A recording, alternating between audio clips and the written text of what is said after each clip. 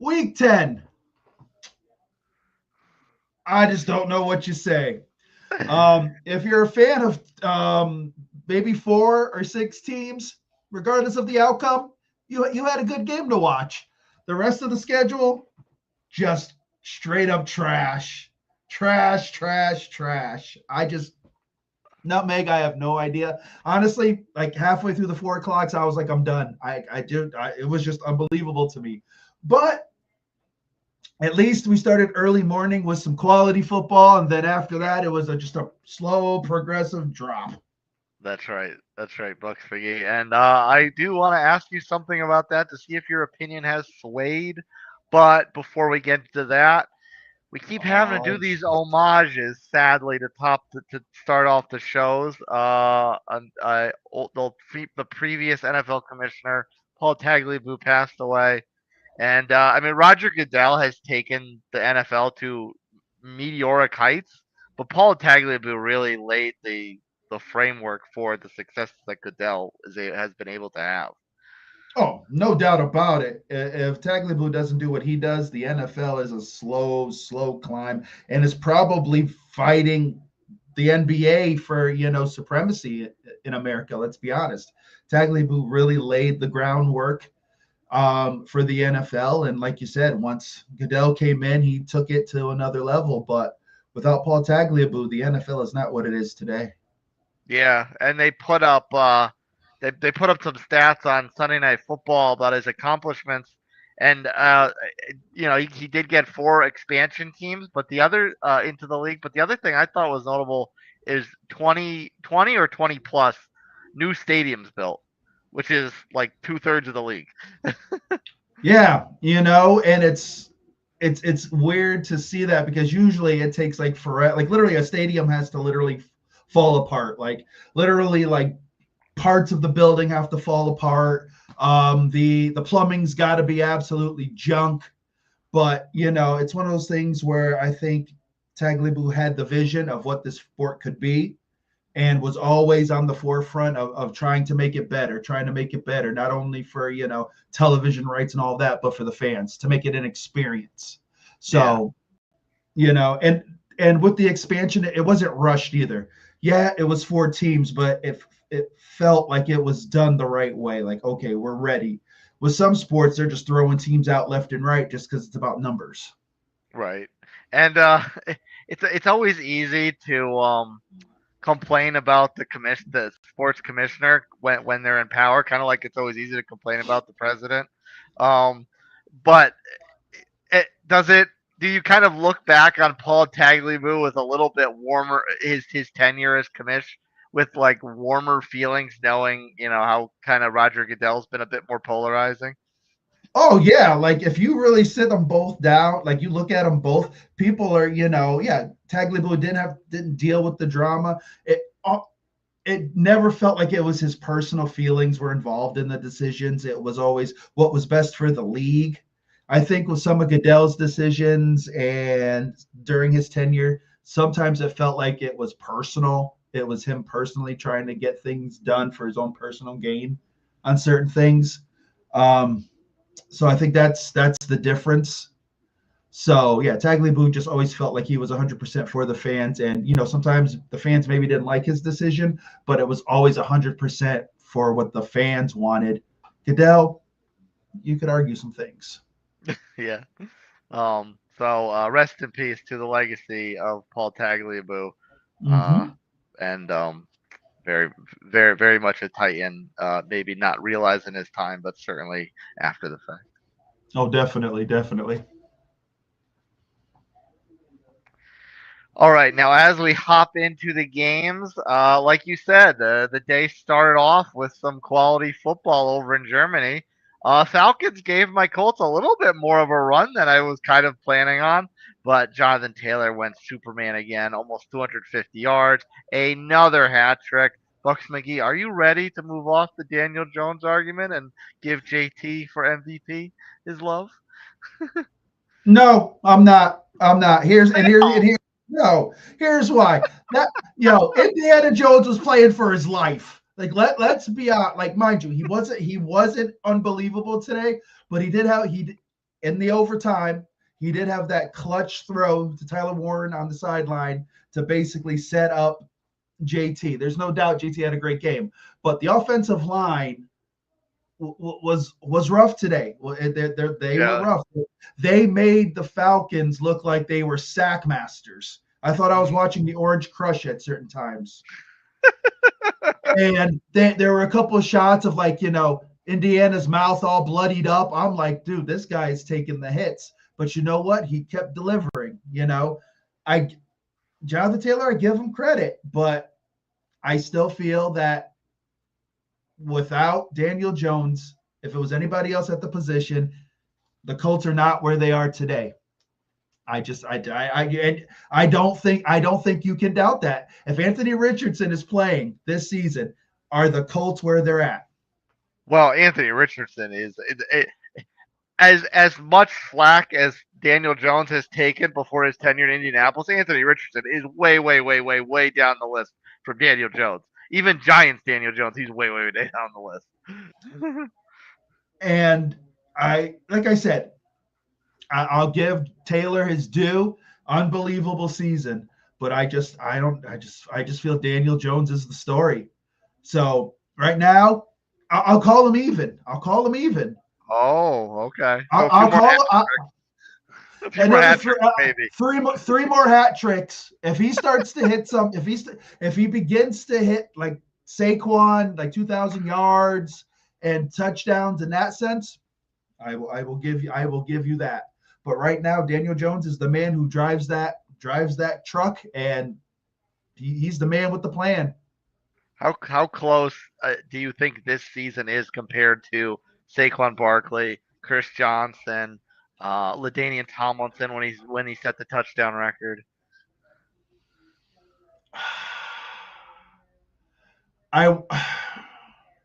I kind of want to say almost in line in the sense that those guys did have quality quarterback play for the most part. Mm-hmm. I just feel that it's I don't know, the Colts are just weird. It's like you don't want to give Daniel Jones the credit, but the stats totally say the man leads the league in yards, and he's lighting it up. And it just seems that because they have that legit quarterback play now, Taylor can just run. Because now defenses cannot sit in the box and say, okay, well, the only thing the Colts can do is really run. So we're going to put 8 in the box and say, good luck with that. Like he has that ability to actually have space and do his thing. But no, I think it's on par with those other guys. There's no doubt about it. Yeah. And also say you're welcome, Bucks McGee, because we at least made Tampa's loss today a little easier to take, being that we beat Atlanta. So Atlanta is trash, dude. Atlanta is straight trash. Like I don't understand it. And the way they're trash was at halftime. I think it was halftime.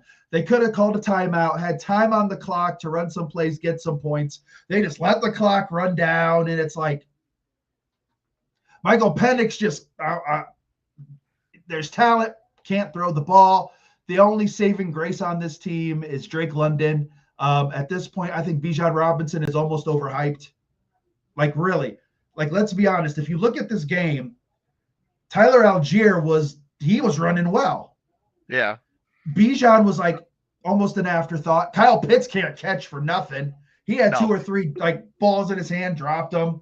It was, Drake London and a bunch of spare parts. That's what this team is. Their defense all of a sudden is somewhat legit. I'll give them credit. But they can't score points. No, their secondary has been vastly improved all season, or as the season's progressed, it's been vastly improved because their secondary has actually stood up. And even in this one, I mean, Tyler Warren had a big game, but they really took Michael Pittman out. Josh Downs has kind of had a down year anyway, but he was a non-factor. So, I mean, Pierce broke out for that long one, but that was the majority of his yards. So the secondary really, for the most part, stood up in this. Well, it did because they were freaking in Daniel Jones's grill all day. All the hits he was taking, like that. If Atlanta's front seven don't get that kind of push today, that secondary's running for their lives. I think so. I think Jones would have been able to dissect them. I really do. But you got to give Atlanta credit. They were able to get their push. They were able to knock them around. But at the end of the day, you give them credit. The Colts scored when they needed to, and they're right now 8-2. sitting with 8-2, sitting with New England as the two favorites right now. And you have to give, and we'll talk about, I'm sure we're talking about them next, but Drake Maye, and I've talked about this boy, Drake Maye. This is 2005 all over again. It's a very bizarre time in the NFL. It really is. It really is. Honestly, you look at it and it's crazy. The teams that you thought were going to be it this year are nowhere near the top, and the retro feel is here. Yeah, the retro feel. Yeah, we'll move on, but I just want to close it out by saying I was not expecting you to call Bijan Robinson a bust, didn't that? I didn't say he was a bust, but everyone is like, "Oh man, he's the best. He's the best. He's good." But look, it just seems like he's not on the field when they need him the most, or the ball just doesn't go to him, and they just can't figure it out. I don't know. It's like they have this talent, but it's just misplaced. Sometimes you have too much talent and it doesn't work out. Yeah, That's all I'm saying. That's all I'm saying. Yeah, Kyle Pitts knows this very well. Anyway, so yes, your Bucs took one on the chin, unfortunately. Here, I mean, it was a close game. It was competitive. But Drake Maye and Baker, I feel like it's been a few weeks since Baker really had a dominant performance, and he put up numbers in this one, but it still wasn't enough to overcome Drake Maye. It's a situation where you don't have all your pieces, and you got to work with what you got. I'll be the first to sit here, and everyone who watches this can come at me if they want. But if you told me that we were 100% healthy, I think this game is totally different. Mm-hmm. But it is what it is. You give New England their flowers. The play calling was a lot like back in the day when Brady was there. You really have to look at this team. This was the way they called their plays, the way that Vrabel coached. This was a New England team. If you had told me that this was, like you said, back in 2008, 2007, this was Belichick and Brady, it's very similar. Believe it. You believe it. Because on offense, yeah, you got Stephon Diggs, but there's no real superstars. There's a lot of quality parts. Yeah, they were able to run the ball. What killed Tampa was the chunk plays. They had 3 chunk plays of 50 yards or more. If those plays don't happen, it's a lot closer. And there was some questionable offensive play calling. I know what Tampa was trying to do, but I think they could have ran the ball more. They had some success running the ball. They didn't do that. So, you take it on the chin, but people have got to give New England their due. And right now, them and the Colts are the team in the AFC. I'm glad about the Colts. I was hoping that it would take a few more years before the Patriots were back to being the Patriots. It kind of irks me a little bit. You have to give that organization credit. They, and once the Mac Jones stuff happened, it was like, oh, this team is never going to bounce back. They draft Drake Maye, and that was a rough year, but they said, okay, we got to get our coach. And all along, I think they knew that they wanted Vrabel, and they saw the writing on the wall in Tennessee, and Tennessee made a mistake. Yeah, they let the inmates run the asylum and let Vrabel go, and now Vrabel's sitting here pretty much sharing the top seed in the AFC, ready to cause trouble, and that franchise in Tennessee is a hot mess and will probably take years to dig themselves out. Yeah. Drake Maye is that boy. He stood in the pocket, took hits. Not many quarterbacks want to sit in the pocket and let Villa smack you around all day. And he took those hits, and you got to give him credit. And he delivered on a dime. He was good. And we talked about this in the pregame show as far as he's a rare quarterback that can have turnovers and not have it cost his team the game. Yeah, it's one of those things where he's like, all right, he throws a pick or something, or there's a fumble or something. The next thing the next time they get the ball, he's leading them touchdown, boom, touchdown next. He's like 3 touchdowns, 1 interception, and it doesn't hurt them at all. But they also play smart. They've got a good defense. My boy Carlton Davis is on the team, so it didn't hurt that bad. I'll take the loss. My boy Carlton Davis, love my boy. So they're just coached well. They did extremely well in the offseason free agency, picking up a lot of guys like Robert Spillane, who was with the Raiders. He was a big piece of their defense. And it's over. And, like I said, Carlton Davis, these guys just play well. They've got a good mix of veteran and youth on this team. And the AFC, it's going to be crazy what happens, especially after Monday night. Monday night's a big game. After the results of that game are going to tell a lot. They really are. So, like I said, rough game, but you know what? If you lose to a good team, you take it on the chin and you move on. And look, I got Buffalo next week. What am I worried about? Yeah. We'll get into that in a moment because I'm curious if you got a patented quote for them ready to go. But I do want to bring up something. Did you notice any kind of dents in the armor of the Patriots defense that's gotten a lot of praise this year? And the Bucs are still able to put up 20 plus even with their depleted receiving core? Tampa was able to run the ball a little bit. That's been a big thing for New England. Like they've literally been able to stop teams from running on them. So Tampa was able to move the ball on the ground a bit. It's just Tampa just finds a way to put the ball in the air. It's really weird with all the injuries and stuff. They just figure out a way to do it. So I don't think there's a real chink in the armor. I love Gonzalez. I think he's a great cornerback for them. Like I said, I think they're a complete team.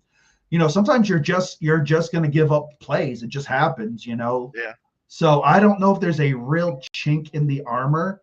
I think at the end of the day, it's just making sure that your coverages are on point because Drake Maye is going to find a guy. There were a couple 3rd and longs where they were able to convert for first downs and such. Like Mac Hollins, I remember him in Buffalo, and it was like, okay, this guy's a fluky guy. His claim to fame is he walks around barefoot. And if you see him on TikTok, he does this and I won't lie, I watch him on TikTok. He'll teach you how to clean your house and stuff. He's a quirky dude. So I enjoy him a bit, but these guys just know how to get open and they just make plays. So I don't know if there's a chink in the armor. I think the only thing that's really going to hurt them is really if they take a real serious injury and if they can't run the ball. They still were able to run the ball with Henderson today. But if you stop the run and really force Drake Maye to be the guy to basically make the offense run, I think he may make a few mistakes that, he may not be able to bounce back from. We talked about it and said, yeah, he's not a guy who's going to, cause too many mistakes and put his team in harm's way. But if you can stop that run, he may have one more turnover that could turn the tide. But right now, they're on all cylinders. You got to give New England credit. Yeah. Now we're going to go over a few games that, let's just say, teams were not firing on all cylinders for. The first two talk about big letdown losses. The first one, the Buffalo Bills were a tenant and a very famous residence on this in this podcast history. After really throwing up an egg in South Beach, Devon Achane goes off for 200 plus all-purpose yards, scores a couple times. Really, Buffalo looked very embarrassing after that, beating the Chiefs. So, what's wrong with the Bills here? All right. A few weeks ago, I moved in a team into the fraudulent penthouse, Baltimore Ravens. I guess they didn't like the accoutrements there and decided to move themselves out. And who comes back but the Buffalo Bills? Moving in, bags packed and all. I have no idea. Josh Allen decided it was 2022 and let's fumble the ball. Let's just I don't know. I have no idea what happened to Buffalo today. All of a sudden, Miami wakes up and says, "Hey, man, we can play football." And lo and behold, just lays it on Buffalo like nobody's business. No idea. I have no explanation for this, but Buffalo is in a world of hurt. Right now, they don't look like a team that can take a loss like this and bounce back, because they've been up and down literally the last 3 weeks or so. They have just not been 100%. They've not been the Buffalo that we thought we were going to get, or we got at the beginning of the year, and we were like, okay, Yeah, they're a top 3 or 4 in the AFC, because we talked about, them, as always, them, Baltimore, and KC, as what was going to happen, because they all played each other and what was going to happen, and we had this whole big conversation, and now it's like Buffalo is just Buffalo. Yeah, no one cares about Buffalo because New England has a 2-game lead. Yeah. Everyone was like a couple weeks ago, well, what happens if New England takes over and takes the top spot in the AFC East? And everyone's like, oh, that might happen, but let's be realistic. Well, now it's realistic time. New England's running the AFC East again, and Buffalo has no idea what to do. They have no real number one receiver. Keon Coleman has disappeared. Bust. Like last year he was showing some bits, and we were like, okay, maybe he'll be ready for next year. Nothing. It's James Cook, and your tight end show up every once in a while. Yeah. And now all of a sudden, Josh Allen's fumbling the ball, trying to do too much. The defense has a bunch of busted parts. So now, is Josh Allen a quarterback that can't carry a team, that's beat up and like a Mac Jones, like a Baker Mayfield? Mm-hmm. This was your MVP last year. So now what is going on? They are in a world of hurt. It's amazing to me that for as team friendly a deal as Josh Allen gave them, with all the money he got, it was all guaranteed. So for as cap friendly a deal as he signed with them, that they cannot fill this roster with enough talent to support him. Because you're right, it's James Cook and nothing else. Like, you would have thought they would have said, all right, we're gonna let Stephon Diggs go. That happened. It happened. But who's gonna be the guy to take over? I think they got content because they thought, oh, everything worked so well last year that we can just keep it going. Curtis Samuel is still on this team. You remember Curtis Samuel, right? Yeah. And he was supposed. I shouldn't remember Curtis Samuel. And when he was in Washington, he was straight up legit. I think he comes in on like 3 plays a game. Yeah. And it's like, so did you think he was going to have a renaissance and everyone else was this was all just going to continue? No, you need a number one. You need somebody who you can look to. And right now, they don't have that. Mm-hmm. So teams now are going to figure out and say, okay, who's going to beat us? If we stop the run, who are you throwing to, Josh? Yeah. And next week, that's going to be a problem because Tampa stops the run. Tampa's a top 5 run defense. If James Cook is put under wraps, I don't think Knox and the Funky Bunch are going to sit there and catch for 100 yards and 2 touchdowns. I don't know what's going to happen with Buffalo. They need to figure this out because right now they're starting to free fall. Yeah. They're not in the wild card picture in the AFC is a little bit of a logjam, so that's not the ideal position for them to be in. Dude, they better be careful because who knows? Maybe, for all we know, Kansas City somehow sneaks in the number 7 and Buffalo's the first team out.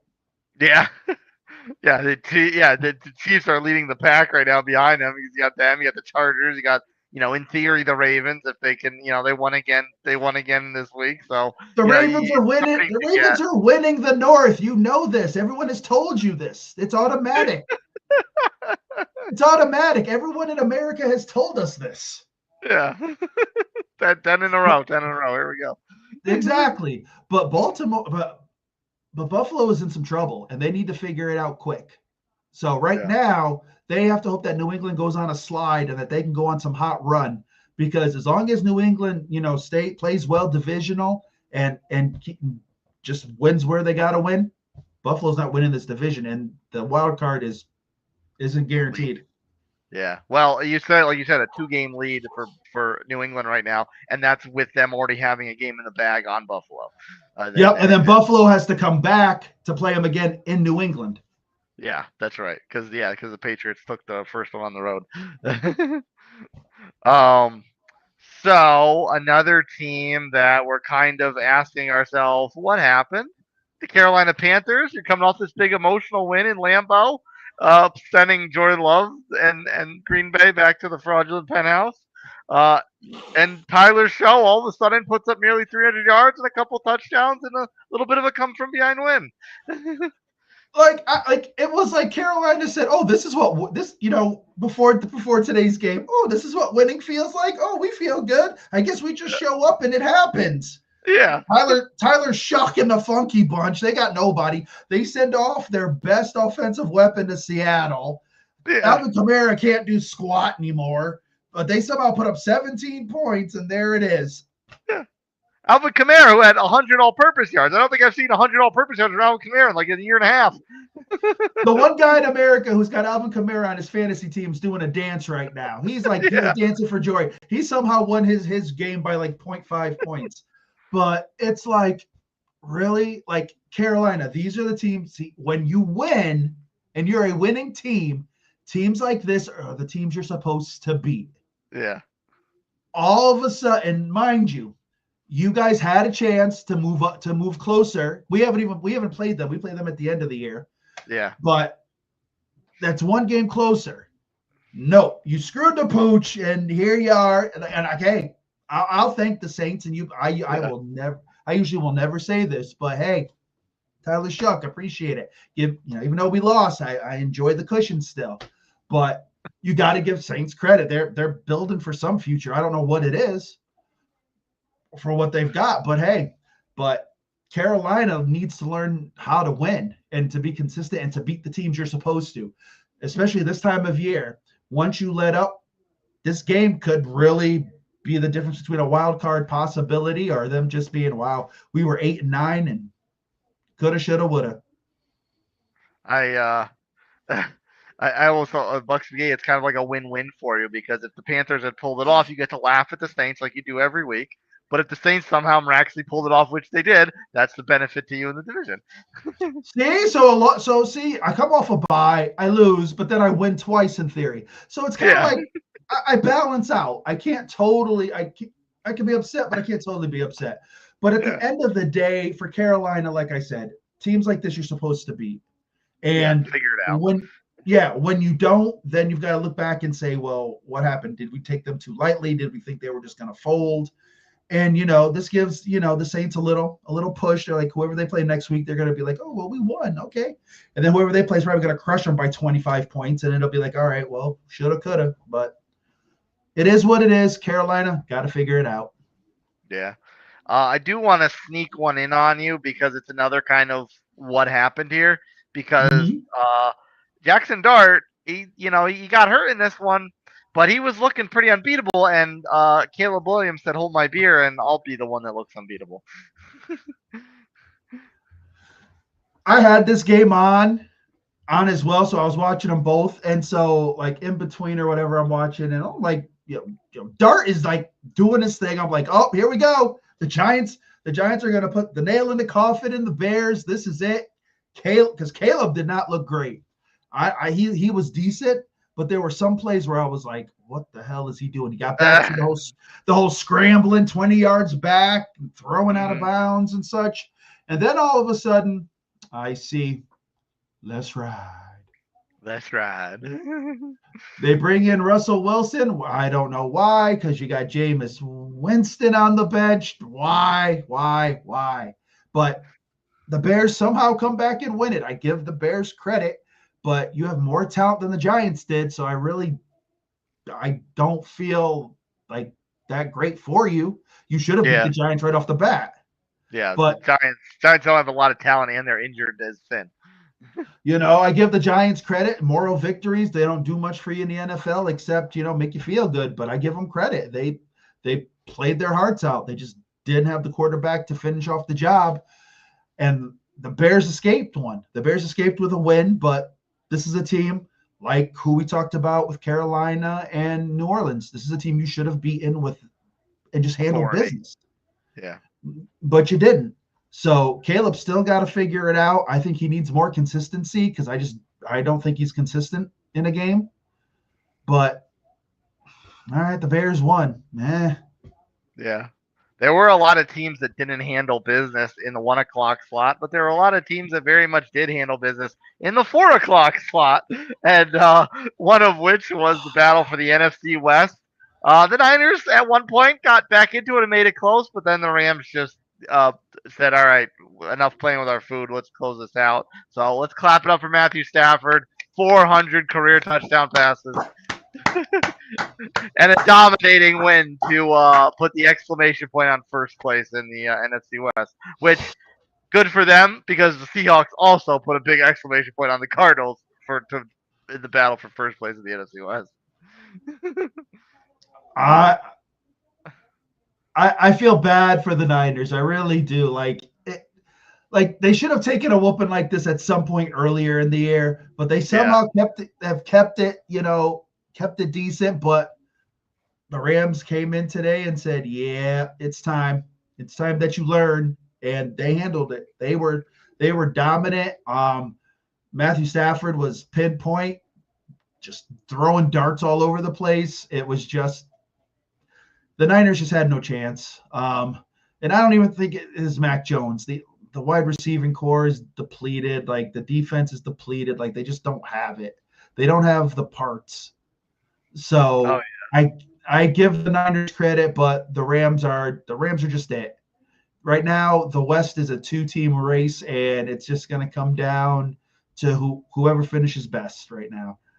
And Matthew Stafford, for all the old man jokes we make about him and stuff, the man just putting the ball in places that a lot of these young guys can't do. Oh, I mean, especially such in the sense that, we had a little bit of the time on the show here where you always said, like, oh, this is it for the Rams. They sold their soul for the ring. They got nothing left. They got nothing left. And they've really stayed relevant over the last few years, almost entirely at times on Matthew Stafford. They've hit on the draft picks. The issue is when they sold off all the draft picks for Matthew Stafford to get the ring, and there was nothing there, and it was like, okay, well, what are we gonna do? And they drafted well. You've got to give them credit. If they didn't draft, as well as they did, they're not in this position. So you got to give their scouting department the kudos. McVay coaches unbelievably, and they've got talent on both sides of the ball. They're young. As long as they keep Stafford upright, this team could go to the Super Bowl. They very well could. Yeah. And like you said, you feel bad for the Niners, especially because, we've talked about in the past as far as the window closing. It sucks to see a team's window close in this fashion where, a couple of years in a row, they're just constantly decimated by injuries. So it's not like the window closed because they were just on the doorstep so many times they couldn't get it done. They're almost having the opportunity taken from them. Yeah, it was one of those things, you get to the Super Bowl, you're up by 10 with, how many minutes left, and, you blow that. Yeah, Jimmy G. And oh, that's right. I thought you were going to make a 25-3 reference. I apologize. No, I gotta do that. And it was like they had their chances in the biggest game and just couldn't seal the deal. And then, you get to this point now where just injury takes away everybody, and you're basically probably going to limp to this finish line because there's no way. You might be at best the third best team in your division, and that's not going to get you anything. Right. Unless some of these other teams just totally fall apart. And then, once you finally get Brock Purdy back, then it's okay. Is his toe 100%? What happens if he doesn't bounce back? Your wide receivers are a mess. It's tough. And like you said, you want a team, if they're going to go out, at least to have all their weapons and just go out, going out in glory. And if it doesn't happen, it doesn't happen. But this is rough. So we'll see how they figure it out. If Kyle Shanahan somehow figures this out and this team somehow makes the playoffs, you better give him Coach of the Year, because I don't know. I don't know how he does it. Yeah, and it's funny because Kyle Shanahan's also someone that we've dumped on a lot in the past, but you give him a situation like this and they're somehow still competitive. Yeah, so you got to give him credit, but now it's like you would have thought they would have. I thought they might would have tried to add, a receiver of some type, really, the trade deadline. Maybe not a big name, unless you wanted to sell the farm and try to pry like AJ Brown away from the Philly, which I don't think would have happened. But you at least would have tried to find somebody else to help out. But right now, you got, George Kittle, and Jennings is good, when he's healthy, and so it's just CMC and everybody else. Jawan Jennings was supposed to be like the stud, and he's had some injuries this year, but even now that he's healthy, he really does not look like the stud. And Brandon Ayuk has fallen off the face of the earth. Yeah. And then you have to start to ask the question: was he a product of Debo being there? Yes. Yeah. But Jennings was Mr. Third Down that one year. If you get a third down, he was the guy. And now you pay him that money, give him an expanded role, and he just hasn't put up. So they're going to have to really look at this team in the offseason and figure out what to do. Yeah. All right, Bucks McGee, let's have some fun. We dumped on the Jets as far as their fire sale that commenced this past week. And you made a reference like, hey, Jets, go out and win one for the Gipper. Just, sauce who? And yes, I did. They come out in this one, and they scored not one, but two return touchdowns to start this game off, and they beat the Cleveland Browns. Breece Hall actually finds the end zone for once this season. I guess you could say the Jets are being the Jets and finding the wrong time of the year to start winning.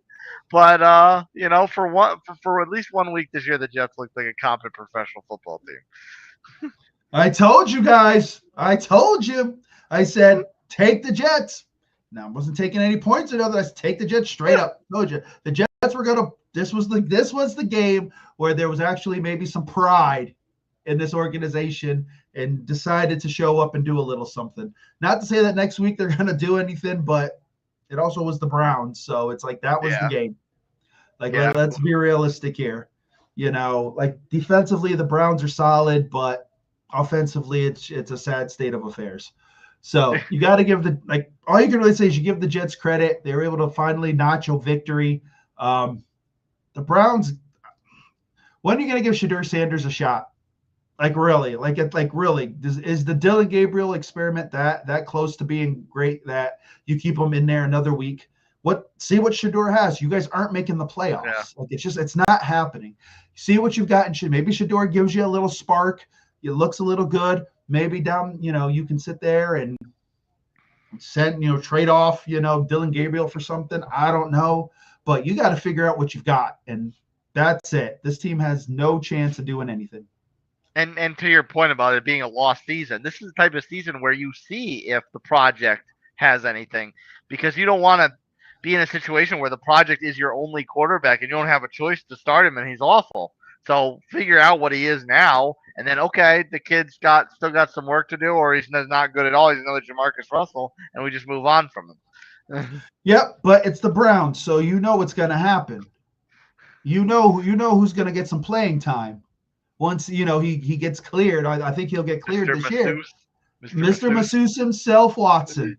And if he gets some games and Shedeur doesn't, then this franchise is just the laughingstock of the NFL. No one will want to go there. No one will want to go there free agent wise. No one will.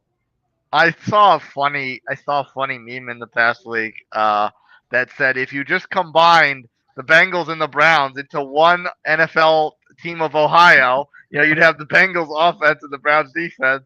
And I was like, hey, that would be perfect. They'd probably be unstoppable. And then they'd probably be 7-1. Yeah, and subsequently, the one of the internet being the internet, one of the first comments was, yeah, but knowing the Browns, they would probably put the Browns offense with the Bengals defense. Yeah, that would probably be it. True. It's sad, but that's what the Browns are. I feel bad for Browns fans, but until Yeah. your owner either sells the team or someone walks in there with a brain cell and says, "Hey, this isn't the way it's supposed to be done," it's just going to continue. And Myles Garrett continues to look like a fool because he was the guy who wanted out because he wanted a winner, but they flashed him 40-45 million, and now all of a sudden he's Cleveland for life. So that just goes to show you. Uh, Whatever. yeah. And it's a shame. It's a shame for those fans because they really still are a very passionate group of fans for that franchise, which has just absolutely done nothing to reward their loyalty. Exactly. The amount of quarterbacks that you've had to go through and you still haven't been able to get it right is just One, ridiculous. just get one.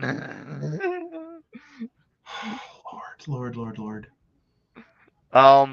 Now another team that kind of had a win for the Gipper moment this week, and we got to wear some egg on our face, Bucks McGee, because we said that there's no way Davis Mills is going to come in and lead the Texans to a resurgent victory. And I gotta say, first of all, I gotta thank Davis Mills because the Jags were right on my heels, within striking distance. So one more loss, pegging them down. I'm very grateful for that. But Davis Mills looked like what C.J. Stroud is supposed to look like. 3 total touchdowns. I mean, huge game. A unanswered 25-point comeback to beat the Jags. All right. Hold on. Okay. Thank the Houston defense. Okay. I give Davis Mills some credit, but definitely I think it was more of the Jags tomfoolery than anything else. But I will give Mills and the Texans credit. Again, this is the story of a team that should beat a team that is down. Yeah. Even though they've got talent, some of your parts are way better than theirs. But lo and behold, screwing the pooch again. Go ahead, Liam Cohen. How you liking them apples, you winner? Oh yes, I'm not I forgot. bitter. I forgot you may have wanted to get in a Liam Cohen crack on that one. There you go. But yeah, the Jags, should have won this game and they didn't. So this just goes to show how everyone was like, oh man, the Jags are up and coming. Here are the Jags. No, they're nowhere near ready. You're looking like a fool. You look like fools. And now I don't even know. I don't think they're a playoff team. I don't know. Maybe they wiggle in. I have no idea. They're not winning the division. I don't think they're going on some massive hot streak. They're a team with talent, but just can't put it together. It's just sad. Yeah, and I mean, this is not a good couple weeks look. I mean, they barely get by the Raiders, take some overtime, and they have to withstand a monstrous effort from Brock Bowers, and then they have this game where they give up a 25-point lead. So it's not very good waters for Jacksonville right now, which personally I couldn't be happier to witness. And they're and the thing is that the Jags have a solid defense. Like they have defensive. They got great guys on the defense. They're one of the top teams in takeaways. Like they've got it. It's just like their offense just can't figure it out. Can't get out of its own way. But you let Davis Mills sit there and 25 unanswered points, and it is what it is, man. Jags are gonna wake up tomorrow going, wow, really, Houston? Yep, Houston. Really, Davis Mills? Yeah, Davis Mills is walking around like he's an MVP tomorrow, man. He's getting free lunches everywhere. But give Houston credit. They're fighters. I don't know if CJ will be back next week. It's the whole concussion protocol, but give them credit. They've figured out a way to win. I think they're still going to continue to struggle. I think they get some injuries today. I just think they just need a total retool.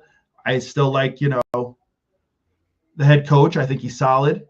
I think Ryans is a good guy. He's good for that team. But I really think come next year, CJ really needs to take it to another level, and they've got to stay healthy, and the run game needs to show up. Real quick before we say goodnight, what you got on this game tonight? Chargers, Pittsburgh. I'd ask you who needs the win more. I'm gonna assume Pittsburgh, but the Chargers are kind of in the thick of it too. So this is kind of to me, this is like a toss up of who needs the dub more. It totally is a toss up. It 100% is a toss up, because let's be realistic. The Ravens, 3 in a row. They're getting ready to take their place amongst the top of the AFC South, as told to us by ESPN Bet and everybody else in America. And the Steelers should be bitter as hell. The Steelers should be pissed that no one believes in them. Aaron Rodgers, this is the time where the Steelers need the Aaron Rodgers of old, where he just didn't give a crap, just talked shit. It was just like boom, boom, boom. I don't care. It needs to be the guy. Not the feel good Aaron Rodgers. Oh, it's my swan song, everybody. I want you to like, no, you need the nasty Aaron Rodgers, because no one in America believes that you're going to win the division. And then you got the Chargers, who are fighting for their lives. The Chiefs are, 5-4 right now as of tonight, outside of the playoff picture. But who knows what Chiefs you're going to get tomorrow. And then they're playing Denver. Now, if Denver has a statement game, it's going to be fun. But the Chargers are playing for their lives in that division. Yeah, very, very, very thin margin of error.